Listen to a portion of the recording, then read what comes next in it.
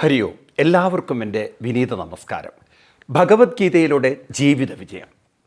നമ്മുടെ ജീവിതം മാറ്റിമറയ്ക്കാൻ നമുക്ക് സാധിക്കും എന്ന് ഉറപ്പു തരികയാണ് ഭഗവത്ഗീത. ഭഗവത്ഗീത കാണിച്ചു തരുന്ന ജീവിത ദർശനത്തെ നാം ശരിക്കും നമ്മുടെ ജീവിതത്തിൽ ഉൾക്കൊള്ളണമെങ്കിൽ നമ്മുടെ ജീവിതത്തിൽ ചില മാറ്റങ്ങൾ അനിവാര്യമാണ്. അതായത് പഴയ ഒരു രീതിയിൽ തുടർന്ന് ജീവിക്കുന്ന ഒരാൾക്ക് ജീവിതത്തിൽ ഒരു മാറ്റവും ഉണ്ടാക്കാൻ സാധ്യമല്ല. കാരണം ഈ മാറ്റം സംഭവിക്കുന്നത് മനസ്സിലാണ്. അപ്പം മനസ്സിന് അതിനുള്ളൊരു ആർജവം ഉണ്ടാവണമെങ്കിൽ നമ്മുടെ ജീവിത രീതികളിൽ മാറ്റം. ഞാൻ പറഞ്ഞു വരുന്നത്, സാധാരണ ഒരു വ്യക്തി വളരെ വൈകി എണീക്കുന്നു, തോന്നിയതുപോലെ കിടക്കുന്നു, തോന്നിയ സമയത്ത് അങ്ങനെയൊക്കെയുള്ളൊരു ഇൻഡിസിപ്ലിൻഡ് ആയിട്ടുള്ളൊരു ആൾക്ക് ഒരിക്കലും മനസ്സിനെ എംപവർ ചെയ്യാൻ സാധ്യമല്ല. അപ്പം മനസ്സിൻ്റെ പവർ ഇരിക്കുന്നത് ഒരാളുടെ കൃത്യനിഷ്ഠ ഉള്ളൊരു ജീവിതത്തിലാണ്. അതുകൊണ്ടാണ് ജീവിതത്തിൽ മാറ്റങ്ങൾ വരുത്താൻ തയ്യാറുള്ളവർക്ക് ജീവിതത്തിൽ ഉയർന്ന വിജയം നേടാൻ സാധിക്കണം. ഇവിടെയാണ് നമ്മളിൽ പലരും കോംപ്രമൈസ് ചെയ്യുന്നത്. കാരണം ഞാൻ എന്ന വ്യക്തിത്വം ഇത്രയും കാലം ശീലിച്ച ശീലങ്ങളെ മാറ്റാൻ തയ്യാറാകാതെ വരുമ്പോൾ നമ്മളതിനെ വളരെയധികം വളരെ നിസ്സാരമായിട്ട് കോംപ്രമൈസ് ചെയ്യും. എൻ്റെ ശീലം അങ്ങനെ, ഞാൻ അങ്ങനെ ആയിപ്പോയി, എനിക്കങ്ങനെ പറ്റുള്ളൂ, എനിക്കിങ്ങനെയൊക്കെ പറ്റുള്ളൂ, എന്നെക്കൊണ്ട് ഇത്രയേ പറ്റുള്ളൂ. ആ ഒരു കോംപ്രമൈസിങ് മൈൻഡ് വന്നാൽ ഒരു കാലത്ത് നേരെയാവില്ല. അതുകൊണ്ടാണ് നമ്മുടെ കേരളം പോലുള്ള സംസ്ഥാനത്ത് ഏറ്റവും കൂടുതൽ ഷുഗർ പേഷ്യൻ്റ്, ഒരുപാട് അസുഖക്കാർ. എന്താണ്, രാവിലെ എണീറ്റ് നടക്കില്ല, ഞാൻ വൈകി എണീക്കുള്ളൂ, എനിക്കങ്ങനെ ശീലം, എൻ്റെ ജീവിതം അങ്ങനെയായിപ്പോയി.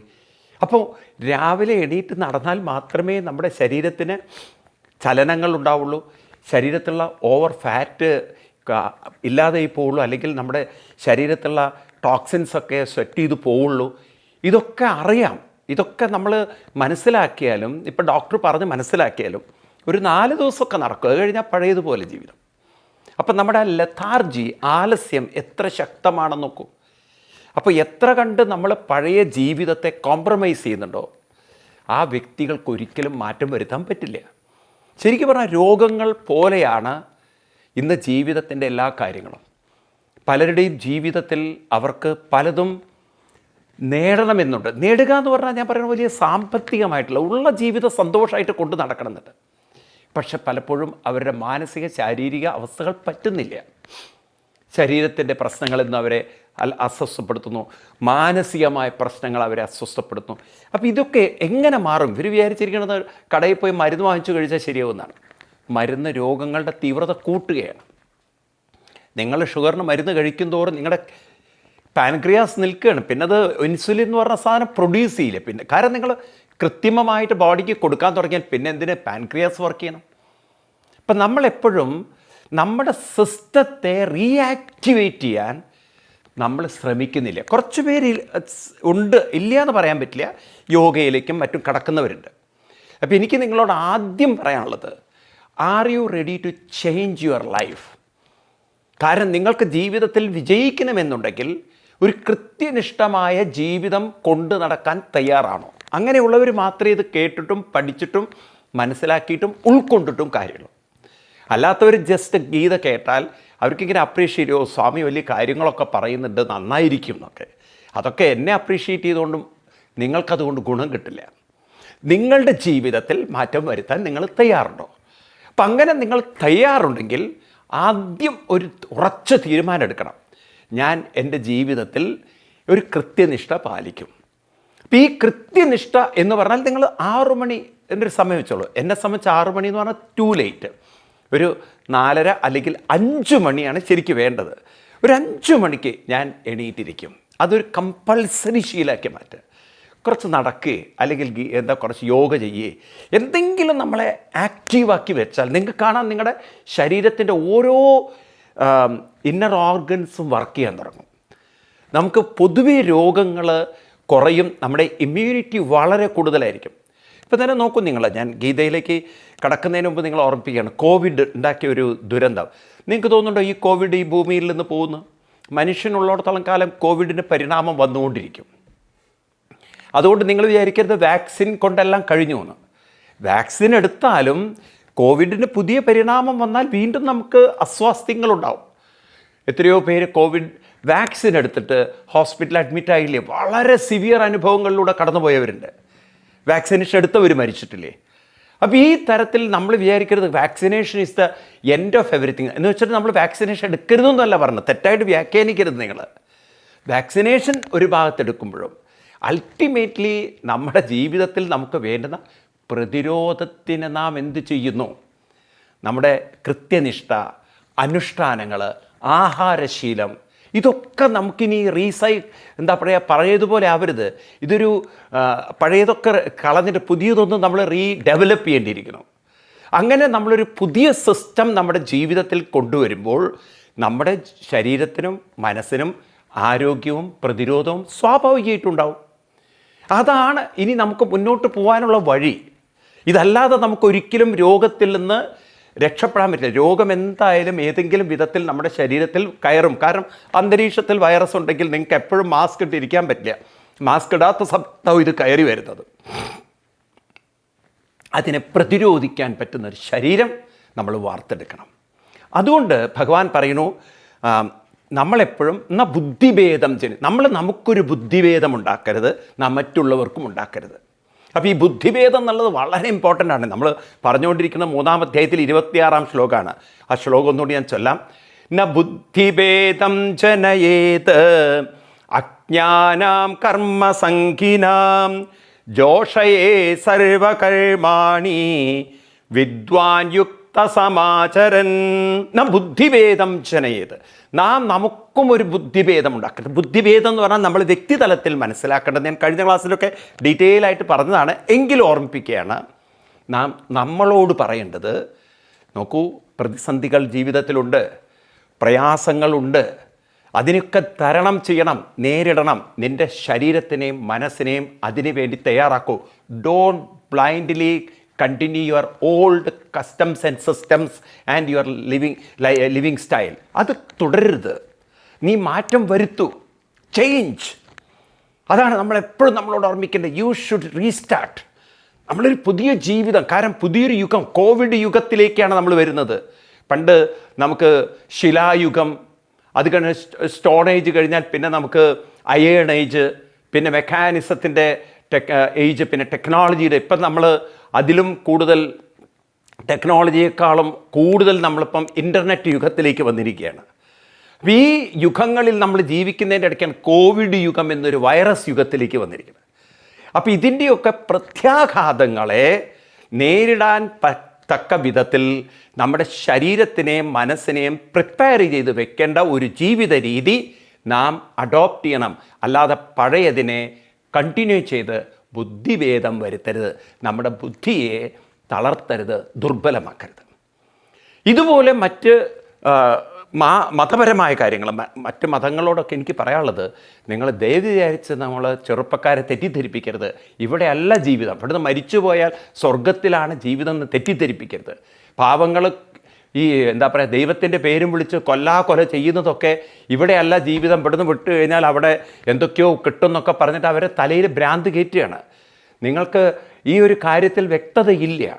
കാരണം ആകാശത്തിനപ്പുറത്തൊരു സ്വർഗമുണ്ടെന്നും ആ സ്വർഗത്തിൽ കുറേ സുഖങ്ങളുണ്ടെന്നൊക്കെ പറഞ്ഞു കഴിഞ്ഞാൽ പാവം യുവാക്കൾ തെറ്റിദ്ധരിക്കും. കാരണം അവരെ സംബന്ധിച്ച് അതൊരു മെസ്മരിസം. അവർ ഇതൊരു വലിയ ലോകം അവിടെ കാത്തിരിക്കുക. അവിടെ ചെല്ലുമ്പോൾ ഒരു പിണ്ണാക്കുണ്ടാവില്ല അവിടെ. കാരണം അന്തരീക്ഷം ശൂന്യമാണ്. ശൂന്യാകാശത്തിൽ എന്തുണ്ട്? പണ്ട് ചന്ദ്രനിലേക്ക് ഭാരതത്തിൽ നിന്ന് ചന്ദ്രയാൻ അയച്ചു. അത് അതിൻ്റെ എന്താ പറയുക, സാറ്റലൈറ്റ് അവിടെ ചെന്നു. പക്ഷെ വേണ്ടത്ര രീതിയിൽ നമുക്കവിടെ ഇറങ്ങേണ്ട ലാൻഡർ ഇറങ്ങിയില്ല. അപ്പോൾ അതിനന്ന് പാകിസ്ഥാൻ വളരെ ആഘോഷിച്ചു. എന്താണെന്ന് വെച്ചാൽ നമ്മുടേത് പരാജയപ്പെട്ടതല്ല. കാരണം ചന്ദ്രനിൽ ഇറങ്ങിയിട്ട് അവിടെ ഒന്നും ഇല്ല എന്ന് കണ്ടു കഴിഞ്ഞാൽ ഇവർ പാവം അവിടുത്തെ ജനങ്ങളെ തെറ്റിദ്ധരിപ്പിച്ചിരിക്കുകയാണ് അവിടുത്തെ മതപണ്ഡിതന്മാർ. ചന്ദ്രനിലാണ് സ്വർഗം, ചന്ദ്രനിലാണ് നമ്മുടെ എല്ലാം ഇരിക്കുന്നത്. അവിടെ ചെല്ലുമ്പോൾ വെറും പാറ കഷ്ണവും പൊടിപടലും മാത്രമായാൽ ഇതെങ്ങാനും ഈ ലോകത്തോട് വിളിച്ചു പറഞ്ഞു കഴിഞ്ഞാൽ പിന്നെ ആരെങ്കിലും ഇവർ പറയുന്നത് കേൾക്കൂ. അപ്പോൾ അവിടുത്തെ മതാചാര്യന്മാർ വളരെയധികം സന്തോഷിച്ചു എന്നാണ്. കാരണം ഇസ്ലാം മതത്തെ സംബന്ധിച്ച് എല്ലാം ചന്ദ്രനെ നോക്കിക്കൊണ്ടാണല്ലോ അവർ ആഘോഷിക്കുന്നത്. അപ്പോൾ അവർ തെറ്റിദ്ധരിപ്പിച്ചു അവിടുത്തെ ആളുകൾ, ഇവിടെയുള്ളവരല്ല, ഇവിടെയുള്ളവർക്ക് കുറച്ചുകൂടി മുകളുള്ളതുകൊണ്ട് അങ്ങനത്തെ വിഡ്ഢിത്തരം പറഞ്ഞാൽ ജനങ്ങൾ ആക്സെപ്റ്റ് ചെയ്യില്ല. അപ്പം അതുകൊണ്ട് ജനങ്ങളെ തെറ്റിദ്ധരിപ്പിക്കരുത്. എന്താ പറയുക, സ്വർഗമുണ്ടെന്നും ഈ ഭൂമി നരകമാണെന്നും ഇവിടെ ഒരു വിഭാഗം കാഫീറുകളാണെന്നും മറ്റുള്ളവരുടെ ആരാധന രീതികൾ ശരിയല്ലെന്നും നമ്മുടെ മാത്രം ദൈവം ശരിയെന്നും നമ്മുടെ പ്രവാചകൻ മാത്രമേ ഇതൊന്നും തെറ്റിദ്ധരിപ്പിക്കരുത്. കാരണം ഇവിടെ എല്ലാം ഒരു കോപ്പറേറ്റീവ് എൻഡവറാണ്. ഇവിടെ എല്ലാ സംസ്കാരങ്ങളും പല ആചാര്യന്മാരിലൂടെ രൂപപ്പെട്ട എല്ലാം അതിൻ്റെ ഭാഗത്ത് ശരിയാണ്. അല്ലാതെ ഒന്ന് തെറ്റ് മറ്റത് ശരിയെന്ന് പറഞ്ഞിട്ട് ദുർവ്യാഖ്യാനം ചെയ്യരുത്. മറ്റുള്ളവരെ വെറുക്കാനും നശിപ്പിക്കാനും ദൈവത്തിൻ്റെ പേരുപയോഗിക്കരുത്.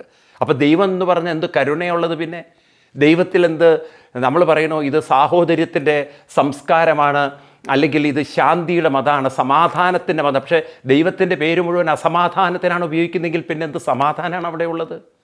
അപ്പം അതുകൊണ്ട് ആരുടെയും ബുദ്ധിയെ ഭേദം വരുത്തരുത്, അവരുടെ ബുദ്ധിയെ വഴിതെറ്റിക്കരുത് എന്ന് പറഞ്ഞുകൊണ്ട് ഭഗവാൻ പറഞ്ഞു, വിദ്വാൻ യുക്ത സമാചരൻ, കാര്യങ്ങളെ വേണ്ടത്ര മനസ്സിലാക്കിക്കൊണ്ടായിരിക്കണം, വിവേകബുദ്ധിയോട് കൂടിയിട്ടായിരിക്കണം നമ്മൾ പ്രവർത്തിക്കേണ്ടത്. വളരെ ശ്രദ്ധിക്കും നിങ്ങൾ.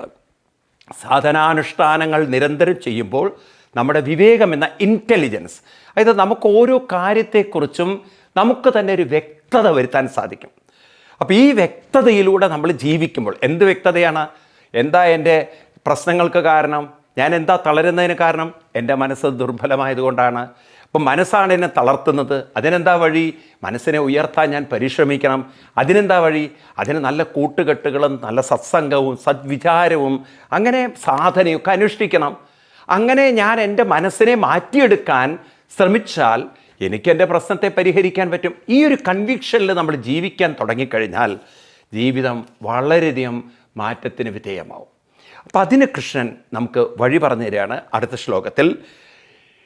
പ്രകൃതേ ക്രിയമാണാനി ഗുണൈ കർമാണി സർവശ അഹങ്കാര വിമൂഢാത്മാ കർത്താഹമിതി മന്യതേ. ഒരിക്കൽ കൂടി ചൊല്ലാം. പ്രകൃതേ ക്രിയമാണാനി ഗുണൈ കർമാണി സർവശ അഹങ്കാര വിമൂഢാത്മാ കർത്താഹമിതി മന്യതേ. ഇവിടെ ഭഗവാൻ വളരെ ഉറപ്പിച്ചു പറയുന്നൊരു കാര്യമുണ്ട്. അഹങ്കാര വിമൂഢാത്മാ, 27ാമത്തെ ശ്ലോകമാണ്. അഹങ്കാര വിമൂഢൻ. വിമൂഢൻ എന്ന് പറഞ്ഞാൽ മൂഢൻ എന്ന് പറഞ്ഞാൽ പൊട്ടൻ, വിമൂഢൻ എന്ന് പറഞ്ഞാൽ വിശേഷണ പൊട്ടൻ എന്ന് വെച്ചാൽ വലിയ പൊട്ടൻ എന്ന് വെച്ചാൽ അത്ര തെറ്റായി താൻ ആരാണെന്ന് തെറ്റായി മനസ്സിലാക്കിക്കൊണ്ട് നടക്കുന്ന ആളെയാണ് അഹങ്കാര വിമൂഢാത്മൻ. അപ്പം എന്താ അവൻ്റെ വിമൂഢത? താൻ ആരാണെന്ന് ശരിക്കും മനസ്സിലാക്കാതെ തൻ്റെ തെറ്റായ ഒരു ബോധത്തിൽ, തന്നെക്കുറിച്ചുള്ള ബോധത്തിൽ, തൻ്റെ ധാർഷ്ട്യവും അതുപോലെ തന്നെ തൻ്റെ വാശിയും സ്വഭാവവും വെച്ച് ജീവിക്കുന്ന ആളുകളെയാണ് കൃഷ്ണൻ അഹങ്കാര വിമൂഢാത്മാ എന്ന് വിളിച്ചത്. അപ്പോൾ എന്താണ് അവരങ്ങനെ വിളിക്കാൻ കാരണം? ഇവിടെ ഭഗവാൻ ഏത് കോണ്ടെക്സ്റ്റിലാണ് പറയണമെന്ന് നോക്കണം. ഭഗവാൻ പറയുന്നത്, നാം നമ്മുടെ ജീവിതത്തിൽ ഈ ലോകത്തിൽ ജീവിക്കുമ്പോൾ ഒരു കാര്യം നമ്മൾ മനസ്സിലാക്കണം. നമ്മൾ പ്രകൃതേ ക്രിയകർമാണി ഗുണൈ കർമാണി സർവശ. ഇവിടെ ഏതൊരു നിലനിൽപ്പും പലതിനെയും ആശ്രയിച്ചു കൊണ്ടാണ്. ഇതൊരു കോപ്പറേറ്റീവ് എൻഡവറാണ്, ഇതൊരു സഹവർത്തിത്വമാണ്, ഇതൊരു യജ്ഞമാണ്. ഇപ്പോൾ ഒരു യജ്ഞഭാവത്തിലാണ് ഇവിടെ എല്ലാം നടക്കുന്നത്. അത് മനസ്സിലാക്കാതെ, ഇത് ഉൾക്കൊള്ളാതെ ആരാണോ അഹങ്കാര വിമൂഢനായി നടക്കുന്നത്, അതായത് ഇത് ഞാൻ ഇങ്ങനെയാണ്, എനിക്കിത്രയേ പറ്റുള്ളൂ, ഇത് ഞാൻ ചെയ്യുന്നതാണ്, ഒക്കെ ഞാൻ ഞാൻ ഞാൻ എന്ന് പറയുന്നതിനെ കോംപ്രമൈസ് ചെയ്യുന്ന ആളുകളുണ്ടല്ലോ. കർത്താഹമിതി, ഞാൻ എന്ന കർത്താഹ് എന്ന് പറഞ്ഞാൽ, ഈ കർത്താവ് എന്ന് പറഞ്ഞാൽ ക്രിസ്ത്യൻസ് പറയുന്ന കർത്താവല്ല. പാവം ക്രിസ്ത്യൻസിന് പോലും കർത്താവ് എന്ന് പറയുന്നതിന് മുമ്പ് ഗീതയിൽ കർത്താവ് എന്ന് പറഞ്ഞിട്ടുണ്ട്. ആ കർത്താവ് എന്ന് പറയുന്നത് അവർ പറയുന്ന സ്വർഗത്തിലെ കർത്താവല്ല. ഇത് നമ്മുടെയൊക്കെ ഉള്ളിലൊരു കർത്താവുണ്ട്. എന്ന് വെച്ചാൽ ഞാനാണ് ഇതൊക്കെ ചെയ്യുന്നത്, ഞാൻ ആരാന്നറിയോ, ഞാൻ ഞാൻ ഞാൻ. അപ്പോൾ ഈ ഞാൻ എന്നൊരു ഭാവം, അതിനെയാണ് കർത്താവ് എന്ന് പറയുന്നത്. അപ്പോൾ ഈ ഞാൻ എന്നൊരു വ്യക്തിത്വം പലതും ചേർന്ന് പ്രവർത്തിക്കുന്ന ഒരു ശക്തി വിശേഷമാണെന്ന് നാം അറിയണ്ടേ. അതൊക്കെ നമുക്ക് അറിയും, പക്ഷെ നമ്മൾ നമ്മുടെ കെമിസ്ട്രി അറിയാത്തതുകൊണ്ടല്ല. പക്ഷെ എന്നാലും നമ്മളിലെ ആ ഒരു ഈഗോ, നമ്മളിൽ ആ ഒരു സെൽഫിഷ്നെസ് അല്ലെങ്കിൽ നമ്മുടെ സബ് കോൺഷ്യസ് മൈൻഡ് നമ്മളിൽ ഡോമിനേറ്റ് ചെയ്യാണ്. അത് നാം തിരിച്ചറിയണം. അതായത് നാം കൊണ്ടു നടന്ന ജീവിത രീതികളും നമ്മുടെ കുറേ സ്വഭാവങ്ങളും നമ്മളെ കീഴ്പ്പെടുത്തുമ്പോഴൊക്കെ നമ്മൾ ഓർമ്മിപ്പിക്കണം, ഞാൻ എന്ന് പറയുന്നത് കേവലം ഒരു ഞാൻ എന്ന വ്യക്തിത്വത്തിൽ മാത്രം നിൽക്കുന്നതല്ല ഇത്. ഇപ്പം എനിക്കിവിടെ രാവിലെ ഉണർന്ന് വല്ലതും ചെയ്യണമെന്നുണ്ടെങ്കിൽ നിങ്ങളൊന്ന് സ്വന്തം ജീവിതത്തെ ഒന്ന് കണ്ണടച്ച് നോക്കൂന്ന് നിങ്ങൾക്ക് കാണാം. രാവിലെ എണീറ്റിട്ട് ഞാൻ എണീറ്റു എന്ന് പറഞ്ഞങ്ങോട്ട് തുടങ്ങണമെങ്കിൽ എത്ര ഉപകരണങ്ങളാണ് പ്രവർത്തിക്കുന്നത്. നമ്മുടെ ശരീരത്തിൽ ഡൈജഷൻ സിസ്റ്റം വർക്ക് ചെയ്യുന്നു, ലങ്സ് വർക്ക് ചെയ്യുന്നു, ലിവർ വർക്ക് ചെയ്യുന്നു, ഹാർട്ടും എല്ലാം 24/7. ഇവർ ഹോളിഡേ പോലും ഇല്ലാതെ, ഒരു ബ്രേക്കും ഇല്ലാതെ. നിങ്ങളൊന്ന് ആലോചിച്ച് നോക്കൂ. രാത്രിയായാൽ നമ്മൾ പറയും എനിക്ക് കിടന്നുറങ്ങണം, ക്ഷീണമുണ്ടെന്ന്. ഹാർട്ട് പറയാണ് ഞാനൊന്ന് ക്ഷീണം കൊണ്ട് കിടന്നുറങ്ങട്ടെ. നമ്മുടെ ഹാർട്ട് ഒരു 1/2 മിനിറ്റ് ഒന്ന് ലീവ് എടുത്താൽ നമ്മുടെ അവസ്ഥ എന്താണ്? നമ്മുടെ ലിവറാണല്ലോ ബ്ലഡൊക്കെ ഉണ്ടാക്കേണ്ടത്. ആ സാധനം കുറച്ച് നേരം പണിയെടുക്കാതിരുന്നാൽ ഒന്ന് ആലോചിച്ച് നോക്കൂ. ഒരു ദിവസം നിങ്ങളിപ്പം കഴിച്ചു കഴിഞ്ഞാൽ, ആഹാരം കഴിച്ചു കഴിഞ്ഞാൽ മലമൂത്രങ്ങളായി ശരീരത്തിൽ കിടക്കുമല്ലോ. ഈ പുറത്ത് പോകേണ്ട സാധനങ്ങളൊക്കെ ഒന്ന് ഓഫ് ചെയ്യാം. ഞങ്ങളിന്ന് സൺഡേ ഹോളിഡേ ആണെന്ന് ഒന്ന് ആലോചിച്ച് നോക്ക്, എന്തായിരിക്കും ഗതികേട്. വയറ്, അതുപോലെ യൂറിൻ, ഈ സിസ്റ്റങ്ങളൊക്കെ നിന്ന് പോയാലുള്ള ബുദ്ധിമുട്ട്. ഓരോ അവയവങ്ങളും ഓരോ നിമിഷവും അതിൻ്റെ ജോലി അനസ്യൂതം ചെയ്യുന്നത് കൊണ്ട് നാം കഴിക്കുന്നു, കിടക്കുന്നു, ടോയ്ലറ്റിൽ പോകുന്നു, അതുപോലെ ഓരോ കർമ്മങ്ങൾ ചെയ്യുന്നു. ഇതൊക്കെ ചെയ്യുന്നത് ഒരു അനന്തശക്തിയുടെ സാന്നിധ്യം കൊണ്ടാണ് എന്ന് മനസ്സിലാക്കി. ഹാർട്ട് വർക്ക് ചെയ്യുന്നതും ലിവർ വർക്ക് ചെയ്യുന്നതും ഓരോ അവയവങ്ങൾ വർക്ക് ചെയ്യുന്നതൊക്കെ ഒരു ശക്തിയുടെ അനുഗ്രഹം കൊണ്ടാണ്. ആ ശക്തി ഉള്ളത് കൊണ്ടാണ് എനിക്ക് ഞാൻ ഞാൻ ഞാൻ ഞാൻ എന്ന് പറയാൻ സാധിക്കുന്നത്. നിങ്ങളൊന്ന് കണ്ണടച്ചിട്ട് നോക്കൂ, നിങ്ങളുടെ ശരീരത്തിലേക്കൊന്ന് ഒബ്സർവ് ചെയ്ത് നോക്കൂ. ഹാർട്ട് വർക്ക് ചെയ്യുന്നില്ലേ? ഒരു ശക്തി ഇല്ലാതെ അത് വർക്ക് ചെയ്യുമോ? ഓരോ അവയവങ്ങൾ, നിങ്ങളുടെ ലങ്സ് നോക്കൂ, ശ്വാസം അകത്തേക്ക് വരുന്നു, പുറത്തേക്ക് പോകുന്നു, ഒരു ശക്തി ഉള്ളത് കൊണ്ടല്ലേ. അപ്പോൾ ഇവരൊക്കെ അങ്ങനെ ശക്തി ഉള്ളത് കൊണ്ട് വർക്ക് ചെയ്യുന്നു എങ്കിൽ അവരുടെയൊക്കെ ആ ഒരു പ്രവർത്തനത്തിൻ്റെ ഭാഗം കൊണ്ടല്ലേ നമുക്കിവിടെ വല്ലതും ചെയ്യാൻ പറ്റുന്നത്. ഈ കൈ പോലും പൊക്കണമെങ്കിൽ എത്ര നെർവസ് സിസ്റ്റം പ്രവർത്തിക്കണം നിങ്ങളൊന്ന് ആലോചിച്ച് നോക്കൂ. ഓരോ വിരലുകൾ ഒന്ന് ഉണർത്താനും മടക്കാനും ഒക്കെ പറ്റണമെങ്കിൽ എത്ര നെർവസ് സിസ്റ്റങ്ങൾ പ്രവർത്തിക്കേണ്ടതുണ്ട്. പക്ഷെ നമ്മൾ വല്ലതും അറിയുന്നുണ്ടോ? എന്നിട്ടും ഞാൻ എന്നൊരു ഭാവം നമ്മളിൽ മുഴച്ചു നിൽക്കുമ്പോൾ, ഞാൻ എന്ന് പറയുന്നത് ഒരു അനന്തശക്തിയുടെ അനുഗ്രഹത്തിൽ നിൽക്കുന്നതാണെന്ന തിരിച്ചറിവില്ലാതെ പോയാൽ ആ വ്യക്തികൾക്കൊരിക്കലും ഇവിടെ മാറ്റങ്ങൾ ഉണ്ടാക്കാൻ പറ്റില്ല.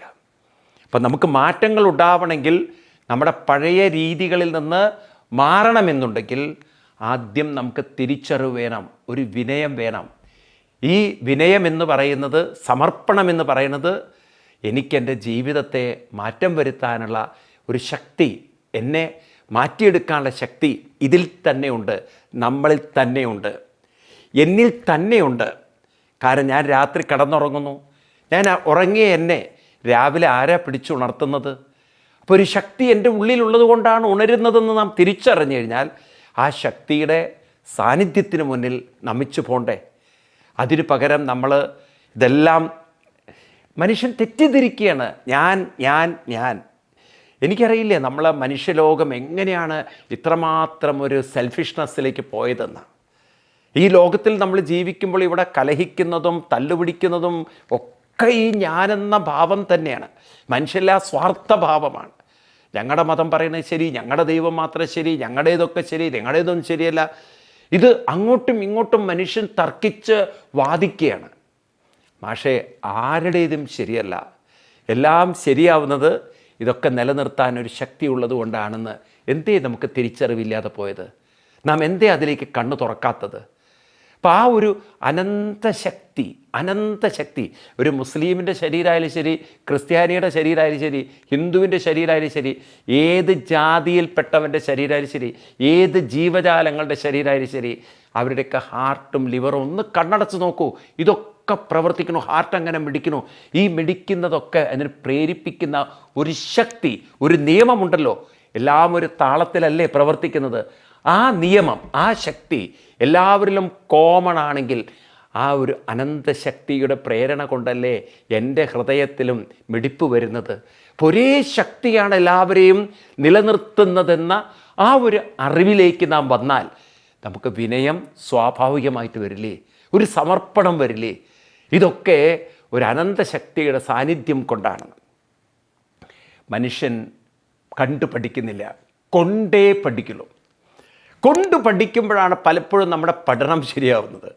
നോക്കൂ, ഈ കോവിഡ് കാലത്ത് ശ്വാസം മുട്ടൽ വന്ന് ഓക്സിജന് വേണ്ടി ഓടുമ്പോഴാണ് അവർക്ക് ഓക്സിജൻ്റെ ഈ ഇത്രയും കാലം തൻ്റെ ഉള്ളിലിങ്ങനെ ഓക്സിജൻ കയറിപ്പോയതിൻ്റെയൊക്കെ മഹത്വം. ഇന്നലെ വരെ ഒരു സഹായവുമില്ലാതെ ഉള്ളിലേക്ക് ഓക്സിജൻ വലിച്ച ഇന്നിപ്പോൾ ഡോക്ടർ പറയുകയാണ്, നിങ്ങളുടെ സിസ്റ്റം ഇത്ര ഓക്സിജൻ എടുത്തിട്ടില്ല എങ്കിൽ നിങ്ങൾക്ക് ഓക്സിജൻ തരേണ്ടതുണ്ട്, സിലിണ്ടർ വെക്കേണ്ടതുണ്ട്, നിങ്ങൾക്ക് നിങ്ങളുടെ ഓക്സിജൻ വെക്കാനുള്ള ഉപകരണങ്ങൾ നിങ്ങളുടെ മുഖത്ത് വെക്കേണ്ടതുണ്ട്. ഇങ്ങനെ എന്തെല്ലാം തരത്തിൽ മനുഷ്യൻ ഓക്സിജന് വേണ്ടി നെട്ടോട്ടമോടുമ്പോൾ ഇത്രയും കാലം തൻ്റെ ഉള്ളിൽ നിന്നത് സ്വയമേവ വലിച്ചെടുത്ത ഒരു ശക്തിയുടെ മഹത്വത്തെ മനുഷ്യൻ അപ്പോഴാണ് അറിയുന്നത്. ഇങ്ങനെയൊരു ശക്തി ഉള്ളതുകൊണ്ടാണ് എനിക്ക് ഈ ശ്വാസം ഇത്രയും കുഴപ്പമില്ലാതെ എടുക്കാൻ പറ്റിയത്. അപ്പോൾ മനുഷ്യനെ സംബന്ധിച്ച് ആ വിനയം വരണം. അതാണ് കൃഷ്ണൻ ഇവിടെ പറയുന്നത്. ഇവിടെ അർജുനോട് ഇത് പറയാൻ എന്താ കാരണം? അർജുന, ഒരു സിസ്റ്റത്തിൽ നമ്മൾ നിൽക്കുമ്പോൾ, ഒരു യജ്ഞത്തിൽ നമ്മൾ നിൽക്കുമ്പോൾ നമ്മുടെ പങ്ക് എന്താണതിൽ, അത് നാം മനസ്സിലാക്കി സമർപ്പണത്തോടെ ചെയ്താൽ മാത്രമേ അത് ഭംഗിയായിട്ട് കൊണ്ട് നടക്കാൻ പറ്റുള്ളൂ. അപ്പോൾ ഓരോരുത്തർക്കും അവരവരുടെ റോൾ എന്താണെന്നറിയണം. അത് അർപ്പണ ബുദ്ധിയോടുകൂടി ചെയ്യാൻ പറ്റണം. ഞാനെന്ന് പറഞ്ഞ് മാറി നിൽക്കാൻ പാടില്ല. എനിക്കിത്രയേ പറ്റുള്ളൂ, ഞാൻ ഇത്രയേ ചെയ്യുള്ളൂ, ഇതെൻ്റെ ജോലിയല്ല, ഇത് ഞാൻ ചെയ്യില്ല, ഇത് ഞാൻ. അങ്ങനെ ചെയ്യുമ്പോഴാണ് മനുഷ്യൻ അകറ്റപ്പെടുന്നത്, ഒറ്റപ്പെടുന്നത്, അവഗണിക്കപ്പെടുന്നത്. ഇപ്പോൾ ഈവൻ കുടുംബജീവിതത്തിലായാലും ഏത് ജോലിയിലായാലും എനിക്ക് കുട്ടികളോടൊക്കെ പറയാനുള്ളതാണ്, നിങ്ങളൊക്കെ നാളെ എന്ത് ജോലി കടന്നാലും, എന്ത് ജോലി നമ്മുടെ മുന്നിൽ വരുന്നുണ്ടോ, എന്നിൽ നിന്ന് ഇത് പ്രതീക്ഷിക്കുന്നു, ഇത് ഭംഗിയായിട്ട് ചെയ്യണം, ഇത് മറ്റുള്ളവർക്ക് പ്രയോജനകരമാകുന്ന വിധത്തിൽ ചെയ്യണം. അങ്ങനെ ഒരു ഉത്സാഹത്തോടുകൂടി നാം ചെയ്യാൻ തുടങ്ങിയാൽ ഏത് സാഹചര്യങ്ങളെയും നമുക്ക് അതിവർത്തിക്കാൻ സാധിക്കും. നിങ്ങൾ നോക്കൂ, നിങ്ങൾ തണുപ്പുള്ള സ്ഥലങ്ങളിൽ പോകുന്നു. തണുപ്പുള്ള സ്ഥലത്തിൽ പോയാൽ നിങ്ങളുടെ ഹാർട്ട് എന്താ വർക്ക് ചെയ്യാതിരിക്കുമോ? ഹാർട്ട് പറയോ ഈ ക്ലൈമറ്റ് എനിക്ക് പറ്റില്ല, ഈ ക്ലൈമറ്റ് കണ്ടീഷനിൽ എനിക്ക് വർക്ക് ചെയ്യാൻ പറ്റില്ല എന്ന്? നിങ്ങൾ നല്ല അന്തരീക്ഷത്തിൽ ഓക്സിജൻ കിട്ടാത്ത സാഹചര്യത്തിലൂടെ നിങ്ങൾ പോകുന്നു, നിങ്ങളുടെ ലങ്സ് പറയും ഞാൻ ശ്വാസം എടുക്കില്ല, ഞാൻ നല്ല ഓക്സിജൻ എടുത്തുനിന്ന് ശ്വാസം എടുക്കുള്ളൂ, എനിക്കിങ്ങനെയുള്ള സ്ഥലത്തൊന്നും പറ്റില്ല എന്ന്. എനിക്ക് ഓർമ്മയുണ്ട്, ഞാൻ 2005 ഒറ്റയാണ്, എനിക്ക് കൃത്യം സമയം ഓർമ്മയില്ല, കൈലാസ യാത്ര നടത്തി. അപ്പോൾ ഞാൻ പോയ സമയത്തിരി മോശമായിരുന്നു, വെതർ ഇത്തിരി മോശമായിരുന്നു. അപ്പോൾ ഞങ്ങളുടെ ഏജൻറ്റ് പറഞ്ഞു, അയാൾ ടിബറ്റിയനാണ്, അയാൾ പക്ക കൊമേഴ്ഷ്യൽ ആളായതുകൊണ്ട് അയാൾ പറഞ്ഞു നിങ്ങൾ പോയാൽ ശരിയാവില്ല, എവിടുന്ന് അവിടെ ഏറെക്കുറെ കൈലാസത്തിലെത്തി, ഡാർച്ചിൻ എന്ന് പറഞ്ഞ ബേസ് ക്യാമ്പിലെത്തി. അപ്പോൾ അവിടുന്ന് ഒരു 9, 10, 11 കിലോമീറ്റർ നടന്ന് ഒരു ടെൻ്റ് അടിച്ച് താമസിച്ച്, പിന്നെ അവിടുന്ന് ഒരു 27 കിലോമീറ്റർ, അതാണെങ്കിൽ ഡോക്മ പാസ് എന്ന് പറഞ്ഞിട്ടൊരു ഇന്ത്യയുടെ ബോർഡറുണ്ട്, ആ ഭാഗത്ത് നമ്മൾ എത്തണം. അതാണെങ്കിൽ ഡോൾമ പാസ് എന്ന് പറഞ്ഞാൽ ഏറ്റവും പീക്ക് ഹില്ലാണത്. അതോ അവിടെ ഗ്ലേസിയർ തണുപ്പ് മുഴുവൻ കാലിൻ്റെ അടിഭാഗം മുഴുവൻ മഞ്ഞൾ പൊതഞ്ഞ് കിടക്കുകയാണ്. അപ്പോൾ ആ ഓക്സിജൻ ലെവൽ വളരെ കുറവാണ്. അപ്പം അദ്ദേഹം പറഞ്ഞു ഭയങ്കര അറ്റ്മോസ്ഫിയറൊക്കെ മോശമാണ്, അവിടെ ഓക്സിജൻ കിട്ടില്ല എന്ന്. ഞാൻ വിചാരിച്ച എന്തായാലും ഒരു മരണമല്ലേ ഉള്ളൂ, നമുക്ക് ആ വഴിക്കൊന്ന് പോയിട്ട് മരിച്ചു നോക്കാമെന്ന്. അപ്പോൾ ഒരൊറ്റ ധൈര്യത്തിന്, അപ്പോൾ എൻ്റെ കൂടെ ഞാൻ ധൈര്യം കാണിച്ചപ്പോൾ കുറച്ച് ആൾക്കാരും കൂടെ പോന്നു. എനിക്ക് നല്ല ഓർമ്മയുണ്ട്, എൻ്റെ കൂടെ ഒരു 87 വയസ്സായിട്ടുള്ള ഒരു അമ്മ, അന്ന് അവർ സയൻറ്റിസ്റ്റ് ആയിരുന്നു, ഇപ്പോഴും ഞാൻ ഓർക്കുന്നുണ്ട്. അന്ന് അവർക്കൊരു 78 അങ്ങനെ എന്തോ 75 അങ്ങനെ എന്തോ വയസ്സായിരിക്കാം. ഇപ്പോൾ അവർക്ക് അത് കഴിഞ്ഞിട്ടൊരു 90 വയസ്സൊക്കെ. ആ കാലത്ത് അവർ നല്ല ഊർജ്ജത്തോടുകൂടി എന്നോട് പറഞ്ഞു ഞാനുണ്ട് എന്ന്. ശരി. അങ്ങനെ ആ ഒരു സ്ഥലത്ത് പോയി ശ്വാസം എടുക്കാൻ പറഞ്ഞ പോലെ ഇത്തിരി ബുദ്ധിമുട്ടൊക്കെ ഉണ്ടായി. പക്ഷെ എന്നാലും നമ്മുടെ ലങ്സ് പറഞ്ഞില്ല, ഈ വെതറിലൊന്നും എനിക്ക് ശ്വാസം എടുക്കാൻ പറ്റിയിട്ടോ, ഞാൻ നിർത്തി പരിപാടി. അങ്ങനെ ലങ്സ് പറയോ? അപ്പോൾ നമ്മുടെ ശരീരത്തിൻ്റെ അവയവങ്ങളൊക്കെ ഏത് ക്ലൈമറ്റിനെയും അഡ്ജസ്റ്റ് ചെയ്യാൻ അവർക്ക് സാധിക്കുമെങ്കിൽ നമ്മളും ഏറ്റെടുക്കുന്ന ഉത്തരവാദിത്വങ്ങളും നമ്മളെടുത്ത് വരുന്ന കാര്യങ്ങളും നമ്മളൊന്ന് അഡ്ജസ്റ്റ് ചെയ്യാൻ തുടങ്ങിയാൽ എങ്ങനെ ഇരിക്കും? അപ്പം പിന്നെ അവിടെ മത്സരമില്ല, തർക്കമില്ല, അവിടെ ഒരു കൺഫ്യൂഷനില്ല. ഈ അഹങ്കാരം വരുന്നത് എപ്പോഴാണ്? നമുക്കെല്ലാമായിട്ട് അഡ്ജസ്റ്റ് ചെയ്യാൻ പറ്റാത്തപ്പോഴാണ്, കോപ്പറേഷൻ ഇല്ലാത്തതുകൊണ്ട്. നമ്മുടെ ചില ലേസിനെസ്, നമ്മുടെ കുറേ ആറ്റിറ്റ്യൂഡ്, നമ്മുടെ സ്വഭാവങ്ങളെ നമ്മൾ കോംപ്രമൈസ് ചെയ്യണം. എന്താണ് അതിന് കാരണം? നമ്മൾ പലപ്പോഴും നമുക്ക് ഉള്ളിൽ വിചാരമുണ്ട് നന്നാവണം, പക്ഷെ നന്നാവുന്നില്ല. ശ്രമിച്ചാൽ പോലും നമുക്ക് പറ്റുന്നില്ല. ചില കുട്ടികൾ എനിക്ക് പഠിക്കണമെന്നുണ്ട്, പക്ഷേ തലയിൽ കയറുന്നില്ല. എനിക്ക് നന്നായി തീരണമെന്നുണ്ട്. ചില ഹസ്ബൻഡൊക്കെ പറയണ കേട്ടോ, കേൾക്കാറുണ്ട്, എനിക്കിങ്ങനെ വൈഫായിട്ടൊക്കെ അഡ്ജസ്റ്റ് ചെയ്യാൻ പറ്റില്ല, നന്നാവണമെന്നുണ്ട്, അഡ്ജസ്റ്റ് ആവണമെന്ന്, പക്ഷേ എവിടെയോ ഒരു പ്രശ്നം. അല്ലെങ്കിൽ എനിക്ക് എൻ്റെ അച്ഛനോടും അമ്മയോടും കണ്ട് അഡ്ജസ്റ്റ് ആവാൻ പറ്റില്ല, എന്തോ അവരുടെ ചില ബിഹേവിയർ ഞാൻ കണ്ട് ഉൾക്കൊള്ളാൻ പറ്റില്ല. ചിലർ പറയും മക്കളോട് അങ്ങോട്ട് അഡ്ജസ്റ്റ് ചെയ്യാൻ പറ്റില്ല. കല്യാണമൊക്കെ കഴിഞ്ഞു പോയ മക്കളെടുത്ത് വളരെ എന്താ പറയുക, റയർലി ഇൻട്രാക്ട് ചെയ്യുന്ന പാരൻസ് ഉണ്ട്, കാരണം അവർക്ക് അഡ്ജസ്റ്റ് ചെയ്യാൻ പറ്റത്തില്ല. അപ്പം ഈ തരത്തിൽ നമ്മളെ ഏതൊരു ശക്തിയാണ് പുറകോട്ട് വലിക്കുന്നത്, അത് നാം തിരിച്ചറിയണം. അതേതാണ്, അത് നമുക്ക് അടുത്ത ക്ലാസ്സിൽ ഡീറ്റെയിൽ ആയിട്ട് നോക്കാം. അപ്പം നമുക്ക് ഈ ശ്ലോകം അടുത്ത ക്ലാസ്സിൽ തുടരാം. അതുവരെ എല്ലാവർക്കും നന്ദി, നമസ്കാരം, പ്രണാം, ഹരി ഓം.